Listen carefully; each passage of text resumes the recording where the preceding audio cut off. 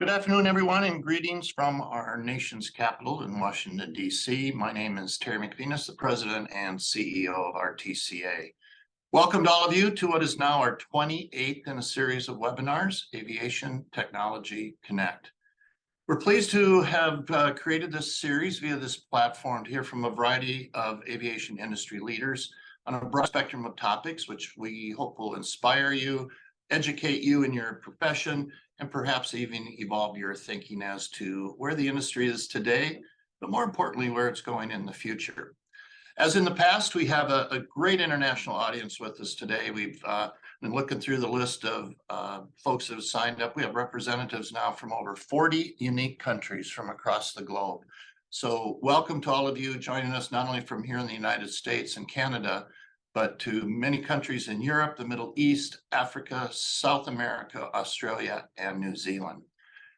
As a note, this webinar is being recorded, as are all of our other webinars. So if you want to go back and listen to any of our previous webinars, you can find those recordings on the RTCA YouTube channel. Now, I know many of you watching today are familiar with RTCA, but I do know we have some first-time visitors with us. So just want to take a couple of minutes to familiarize you with who we are. RTCA is an aviation-centered standards development organization whose mission is to inspire the creation and the implementation of integrated performance standards that meet the changing global aviation environment and further ensure the safety, security, and overall health of the aviation ecosystem. Now, in addition to developing standards, we also provide training to government and industry personnel on the application of those standards in developing the basis for certification and testing. And on the screen, you can see a few of our upcoming training opportunities we have this fall. September is a busy month for us, for all of our training folks. We have 2 courses yet coming up this month. On September 15th, supplements to DO-178C training. Then on September 25th, airworthiness security. And then the first part of October, on October 9th, we'll be offering our training on DO-160G environmental testing. I'm also pleased to announce the kickoff of 2 new security courses that we have starting next month. On October 17th, DO-392 Information Security Event Management course will be held. And then the following week on October 25th, DO-393, our process standard for security certification and declaration of ATM air nav ground systems. And you can sign up for any of those courses via our website at www.rtca.org. If you are interested or you have any questions about our training, our standards development work, or interested in becoming a part of the RTCA family of members so that you can have a voice in developing standards, you can contact us directly through our website or via telephone. Our ability to bring you these webinars would not be possible without the general sponsorships from some of our industry partners. And today I'm especially thankful to Collins Aerospace and the National Air Traffic Controllers Association, who are our gold sponsors for this year's series of webinars. And this month, I'm pleased to welcome the Airline Pilots Association as a sponsor of today's webinar.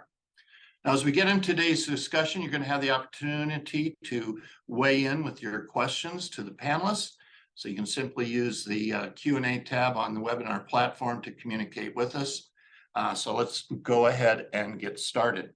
Now, the integration into our nation's airspace of urban air mobility and advanced air mobility has certainly been the subject of conversations in many circles, including here at RTCA and among many of our members, including OEMs, the equipment manufacturers, operators, service providers, and of course, a host of folks at FAA and NASA.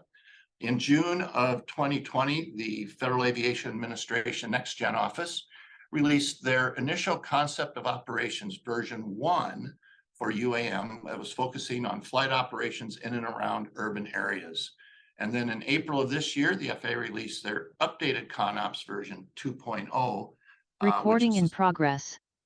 Which is the subject of today's webinar. So I'm going to ask our 2 panelists to join us on the webinar. They can come on screen. And I'm pleased to have join me today Mr. Noureddin Ghazavi, the systems engineer with the FAA, and Dr. Parimal Kopardeka, who serves as the director of NASA's Aerospace Research Institute. So gentlemen, welcome to RTCA. I'm going to just turn things over to the two of you for a good discussion, and then I'll come back later on to join in for some audience questions and answers. So gentlemen, the floor is yours. Yeah, thank you, Terry. Can you hear me okay? Yep. Okay, excellent. Thank you, Terry and RTCA, for being a gracious host and allowing us to share information about FAA's ConOps and having this conversation on a webinar style broadcast here. So we really appreciate that. I think it's really important that the community that RTCA has built is able to see what we are up to and get feedback from that. So let me welcome my good friend Noureddin Ghazavi, goes by Nouri, and we will start right off with a bunch of questions. Let me just tell you that my role at NASA is I am a director of NASA Aeronautics Research Institute, as well as I'm mission integration manager for advanced air mobility. So in that capacity, I love the conversation about advanced air mobility and urban air mobility. And we will start off with the first question that will allow Nori to share his background as well as his role at NASA. So Nori, can you share a little bit about yourself and your role within FAA? Yeah, no, thank you so much, PK. I really appreciate, for you moderating today's discussion. My name is Noureddin Ghazavi. I've been with the FAA Next Gen Office for about 5 years, and I've been working on various research and concept development effort. I've been looking at series of data exchanges between, aircraft and air traffic controllers to enable collaborative decision making. And as of 2019, changed gear a little bit, and start working on the UAM program. And as part of that, we began looking into the development of the ConOps and the engineering effort that goes into it. And that has been keeping me busy for the past 5 years, or for some months. So. Okay, great. Well, thank you, Nori, for that, and welcome again. Just like Rome was not built in a day, ConOps wasn't built in a day either. So tell us a little bit about the detailed process that FAA went through in building this concept of operations. Obviously, it takes a lot of effort. So what type of organizations inside were involved in developing the ConOps? What kind of discussions had, and how you build that ConOps document? Yeah, absolutely. I'll try to keep it a little bit short, here. But we started looking at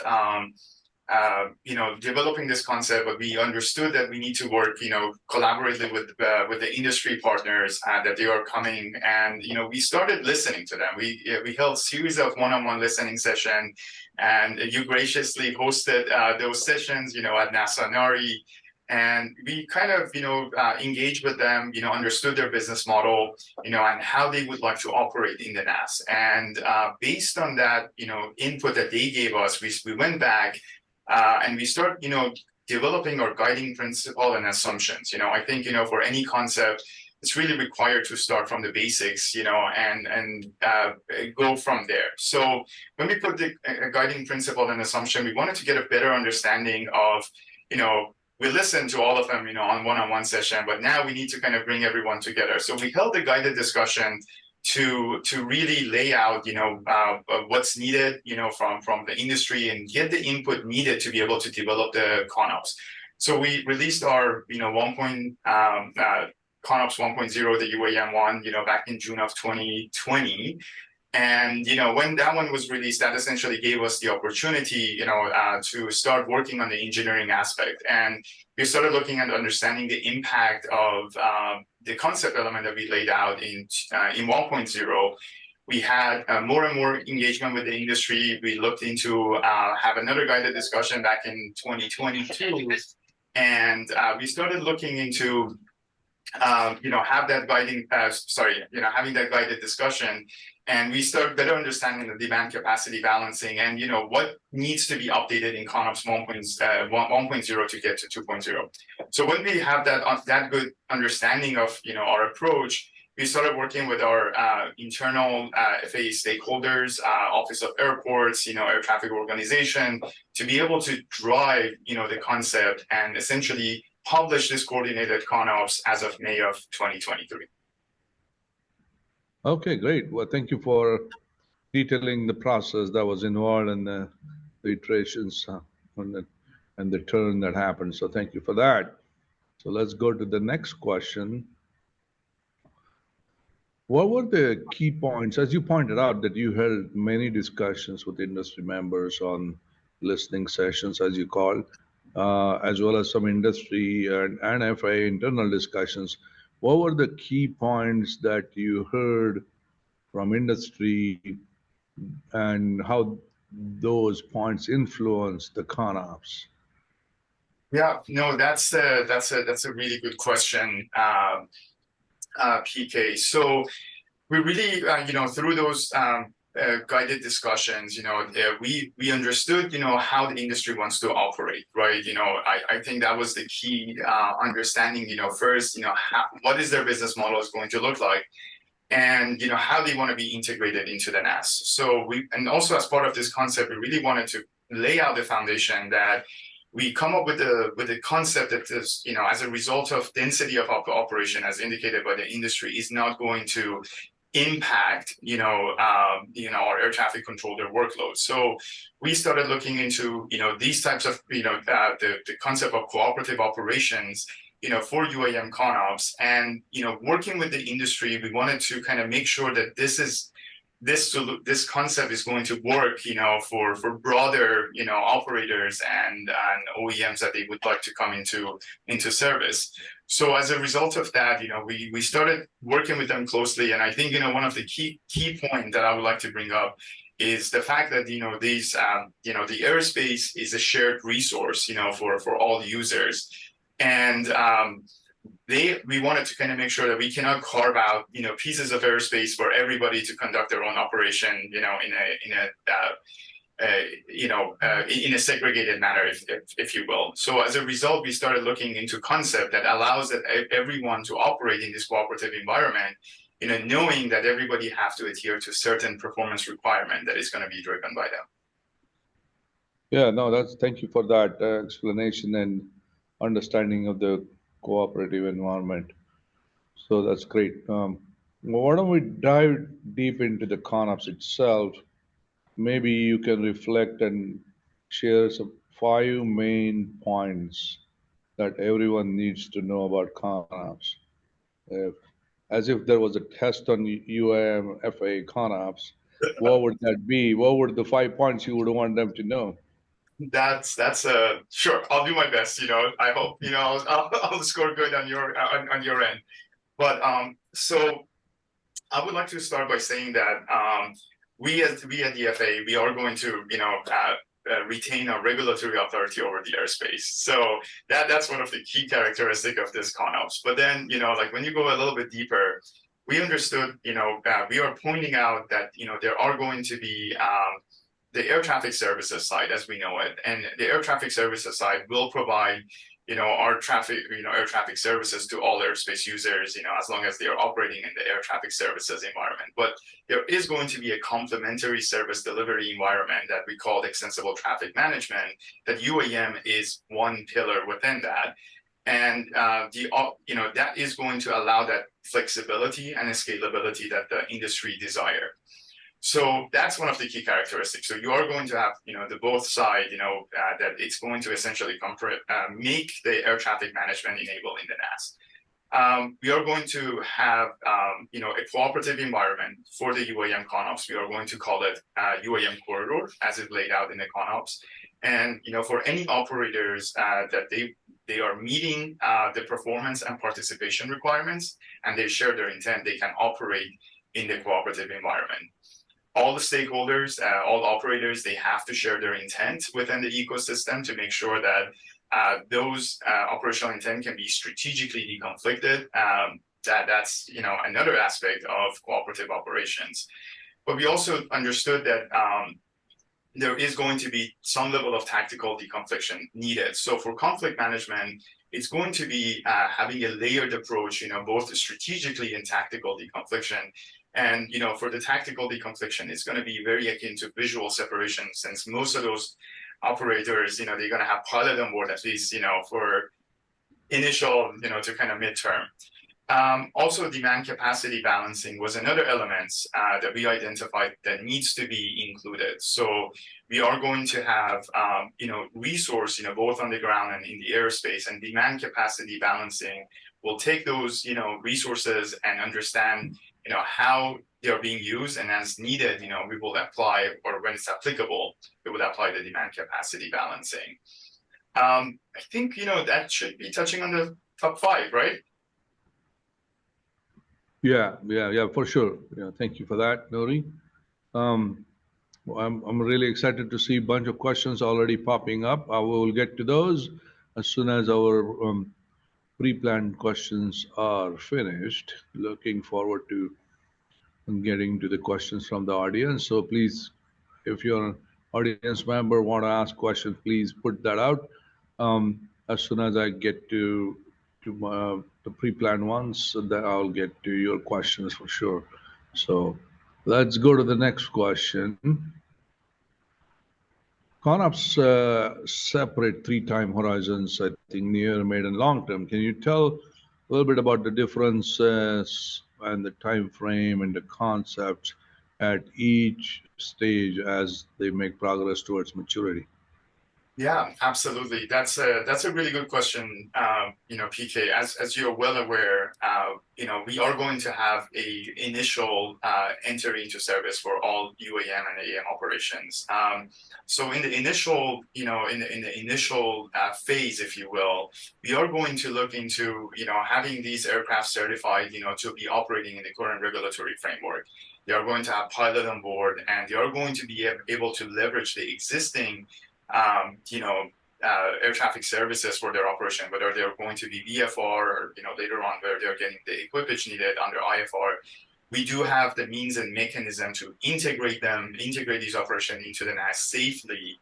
And we do not anticipate any changes needed, for the regulatory framework, to integrate these operations. But we understood, again, like I'm going to refer back, to the business model of the industry, that they laid out. And we know that they are going to increase the number of operations as the time moves forward. So at some point, when they reach a threshold for the density of operation, that's where we are going to see some the UAM specific, as we laid it out in the ConOps, which is a kind of a mid-term, if you will. That we are going to see some level of changes needed, to accommodate, these operations, safely, at that high operational tempo. So that's where we are going to see, establishment of the UAM corridor through rulemaking. We are going to see that these pilots, for the most part, these operations are still mostly going to be pilot on board, because you still have to go through the certification of, newer technology, if you will. But, like for that time horizon, we see that, we are going to have, cooperative environment, established. We are going to see that PSU provider of services for UAM, they are coming into play and providing their services, that digital infrastructure needed to enable strategic deconfliction and tactical deconfliction. And then there might be some changes to the rules and regulation based on, the establishment of the corridor, but we do not, overall, I think that's where, we are going to see some UAM specific rules and procedure being established. And, in the mature state, that's where we are going to see that, the UAM corridors, expansion, in the NAS to meet that demand that is needed, some level of changes to the regulatory framework, as we anticipate the aircraft technology and autonomy to be increased on these types of operations. So as a result, we are going to see those changes, and that's how we laid it out in the ConOps, for the time horizons. Yeah, no, that's a great explanation, Nori.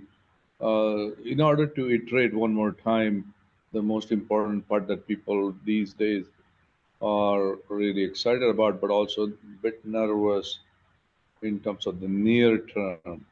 Can you share a key piece of what they would have to do anything different, really, as compared with current operations in the near term? As soon as the vehicles are certificated, is there any difference or anything they have to do differently than what happens today, particularly if they want to operate in VFR and piloted mode? No, you touched on it. We do not anticipate any changes to the regulatory framework needed. As soon as they get the certification through and they can safely operate, and they go through their getting their Part 135, et cetera, for their operations, I think that's where we are seeing that they can operate in NAS air traffic services. It's going to be available as needed. If they're operating under VFR or IFR, they can get into the service. All the elements, as we laid out in the ConOps, is really for that flexible and scalable, solution that is needed to integrate those at that high level of operations. Well, I'm glad that you said that. That's good. That reduces a lot of anxiety on the new entrants. Make sure that they will be able to access the airspace as the certification and operational approvals are done. So thank you for that. Let's go to the next question. And can you tell us a little bit more about what ConOps and how it discusses any visions related to piloted versus remotely piloted versus autonomous? Are there characterization of these different operations and how that's folded into the ConOps document? Yeah, so that was on our thought processes, right? We were, really thinking about how we can, essentially put light on it or not put light on it, because we were dealing with, having, as I mentioned, you have three kind of horizon, as they are coming into service, and the easiest path, for these aircraft to get the certification is going to be having a pilot on board, right? So we kind of in the ConOps, especially for that UAM specific rules, or UAM specific time horizon that is a midterm. We are staying silent on having pilot on board, and the reason for that is we think that the concept as a whole, it would enable those operations to be have either pilot on board or remotely piloted, or even when you're going further to have autonomous operation, but they have to be conducted in the cooperative environment, and that digital infrastructure that is supported by the PSUs will enable those types of operation.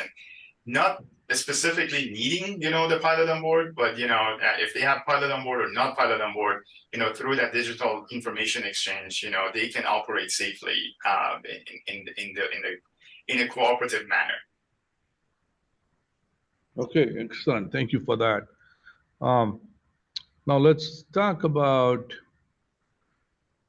how the ConOps and the UAM ConOps particularly may have influenced some from the experiences we had on UTM, not just the technical pieces, but the industry relations and setting up on standards and going about collaborating. So what are the pieces of ConOps and the process of building ConOps, how that was influenced by the UTM experience that FAA had through, 2 pilot projects, UPPVs, 1 field test, and such. So can you elaborate on how that influenced? Yeah, absolutely. I think it's a really fair point here. We've as I mentioned earlier in our conversation when we were talking about how does the concept talks about it, you're going to have that extensible traffic management in conjunction with the air traffic services side to essentially enable the air traffic management. So that complementary service environment, UTM, ETM, and AEM in the middle, AAM, UAM in the middle, they are essentially, we are at the FAA, we are working, to closely align them together. We understand that these are UAM concept. I would say it's a UTM inspired ConOps, especially when you're looking at the cooperative operation, and how the operators in that ecosystem, they share intent, they get it strategically deconflicted. It's just when you're looking at the UAM, some of the needs are different, just because the airspace is a little bit more confined, if you will. It's higher altitude, they're crossing through controlled environments. So there are, similarities in terms of how you're executing your operations, but, the needs are different, in this case. So like, for instance, if through some of the research exploration that we've done and validation activities that we've done, we see that UTM is more volumetric, based operational intent versus UAM. At least industry is indicating that they would like to move a little bit on the trajectory side. It's still, they are exploring that, how they can enable those operations, within the cooperative area or UAM corridor. But, in an essence, these two are very similar. It's just in the manner in which they're executing their operation might be slightly different from one another. That's great. From what I understand is FAA has not only built 2 editions of ConOps, but also been doing some demonstrations. So it's not just paperware, it's also doing data collection, trying to validate some of the pieces from ConOps and such. So could you possibly share with us what those demonstrations look like and what your plans contain in the future? Yeah, that's a really good question, PK. We are continuously working, as I mentioned. Like when the ConOps is released, that's not where the work ends. That's actually the work really begun. So right before we started, we begin finalizing the ConOps. We stood up a project to begin the validation activities for UAM ConOps. And as part of that, we knew that the concept document there are many layers and there are many functions, but to be able to validate, the concept, we needed to take an iterative approach and increase complexity as we move forward. So this initial work that we kind of started to look at is looking at the interactions that they are going to take place within the cooperative environment that is going to be established in the NAS and the air traffic services side. The FAA and our air traffic controllers and air traffic management, they are issuing traffic management initiatives holistically, right? So, and there would be an impact, on all operations that they are going to be operating within, a particular airspace. So UAM corridor is not exempted from those traffic management initiatives. And, as part of this work, we started exploring how industry, can work together and, through that federated service network to be able to understand the traffic management initiatives, whether it's going to be ground delays program or, other initiatives, that is going to take place, and, how the industry can work and essentially make the adjustment needed in that digital infrastructure to enable those operations. Because, we know. So as part of that, we looked at, what we call, the interactions that is going to take place between the cooperative flow management, which is the flow management within the UAM environment or UAM ecosystem, and our traffic management. And, how does those interactions, how they inform each other from capacity point of view, and where the air traffic controller need to issue additional traffic management initiative. That was, kind of the validation effort that took place back in July.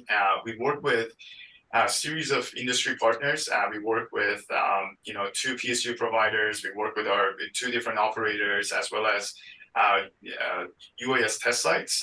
That is, to be able to integrate and this whole ecosystem, as well as our tech center. And we conducted our live flight activities, in Hollister, California, and we showcased that it is doable. It's, we understood that there are more work to be done, always. But, we essentially showcased that, those traffic management initiatives are something that, industry can handle at this point, for the most part. Oh, that's great. Yeah, that's really good to know and good to hear that that was feasible. So Let's talk about Innovate 28. Is this tied to the ConOps? Is it different? Is it validation of ConOps in sorts, or will the airspace system be ready to accommodate early certificated aircraft based on the implementation plan and Innovate 28? Yeah, absolutely. So we've been working, very closely with our Innovate 28 team here in Office of Next Gen. So Innovate 28 is essentially was established under Blueprint for Air Taxis, and everybody can get access through FAA.gov, /air-taxis, and they can see both documents there. So the AAM implementation plan was a result of that effort that is really focused on near-term integration of these operations into the NAS.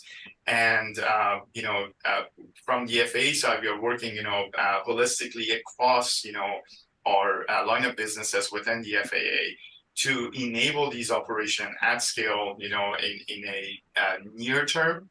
And obviously, as, the time moves forward, the UAM ConOps sets the vision, for that high density environment that is going to be taking place for UAM. So they play really closely hand to hand. One is describing the near-term integration plan and how we are here to support OEMs, operators, to get into service, as fast as possible. But also, UAM ConOps will come in to set that vision of how we are going to integrate these operation and high density in the future. Oh, that's great. No, that's good to know. The ConOps calls out, for a role of third parties, corridors, or procedurally separated areas, and tailored flight rules or automated flight rules, and many things like that you mentioned in the top 5 things to remember about ConOps. What kind of research and development is underway to validate some of these concepts and or concept elements from the ConOps? Yeah, I think I touched on it a little bit, but through these validation activities, we are working, with the industry partners for them to better understand the needs, and how they are going to possibly support the operation through that digital infrastructure. And also, this really helps, for us, to at least have a closer look at the impact of, having these corridors in the NAS and, how they are going to take place, where they need to be, and how we can integrate all of these, pieces together to enable that ecosystem. So we are continuing to working with the industry partners, but from the engineering perspective and the data exchanges that is needed, because for that ecosystem to work, they need to share the information, to the FAA stakeholders, I think, and other, public and safety entities. But also, for us, to be able to have on-demand access, to the information within the UAM ecosystem, we are working, from the engineering perspective, to see what information exchanges are needed, what are our needs from that ecosystem, and based on that, this is kind of where we are going to look into developing requirements, for the infrastructure that is needed to ingest those data and be able to provide that to the air traffic controller and air traffic management. Well, that's great. That's good to know. Really good to know that. What are the next steps beyond the ConOps 2.0? What's going to happen after that? Yeah, so I think I a little bit touched on this. The work just started, right? Now that the ConOps it's coordinated, it's published. This is where we can start, decomposing, UAM ConOps, into functions, and begin to start working, to understand and develop, the overarching implementation plan. So we are continuing to research. We are continuing to explore, these concept elements. We are going to conduct, additional validation activities to come in the future, in the near-term future, to be able to advance and essentially make a UAM concept a reality into the NAS. But there are a lot of activities that goes into it. Like I think you touched a little bit on it. From looking at the flight rules, that is needed to support, from the rulemaking, from all these concept elements that we laid out. The work is there. We are continuing to work on those aspects, yeah. So I'm not sure how. Would you like a little bit more detail, or this is good enough for this context? Because I think we. I think it's good enough for the context, because some of it will come back again in the questions that I'll go through on the online questions in a second. This is my last question that's planned, and then I'm going to go through the audience questions, since there are 19 of them waiting for you, Nori. So the question is, can the stakeholders provide feedback and seek collaborations for various tests and demonstrations, and how should they participate? What's the best advice you have for them? Yeah, so I would say, be on the lookout. FAA publishes, different requests for information. At times, the industry needs to be looking out for those and provide the input. Without them providing the input when we are requesting for information, it's really hard for us to kind of advance, right? That's I think step number one. But also there are different avenues, other than, these types of publication that the FAA does, looking at, Center for Excellence, looking at the UAS test sites, which we have 6 of them. These are the areas that, the industry can get engaged, with these activities, better understand what we are doing. And also, through those engagement, they can get, actually involved with some of the validation activities. So my recommendation is always, look for RFI, reach out, to us, and look into Center of Excellence and the UAS test site. Those are typically the one that they have the latest information, and they can, help, the industry to get engaged and, as needed, provide input.